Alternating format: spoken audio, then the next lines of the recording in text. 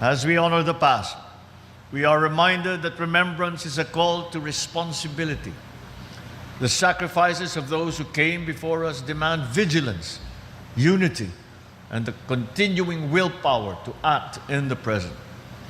Today's challenges may not mirror those of yesterday, but they test us in much the same way.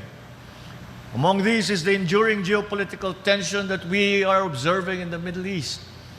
While we may stand far from the centers of conflict, we are not untouched by its consequences. Fuel prices weigh heavily on Filipino families, those who already have the least having been subjected the most to this scourge. In moments like these, the government will do everything that is possible to cushion the impact and safeguard the welfare of our people.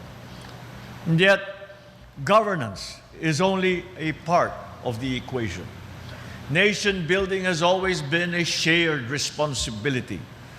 But for this collective responsibility to succeed, it must be grounded in integrity, in courage, and in love for our country. Sa panahon ng matinding pagsubok, tulad ng nangyayari ngayon, kailangan natin balikan ang isang mahalagang bahagi ng katangian ng bilang Pilipino, ang pakikipagkapwa.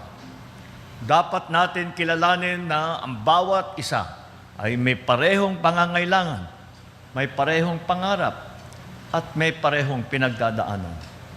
Sa ganitong paraan, may papalalim natin ang ating tiwala sa pamahalaan, ang ating malasakit sa kapwa, at ang ating pagmahal sa ating bayan.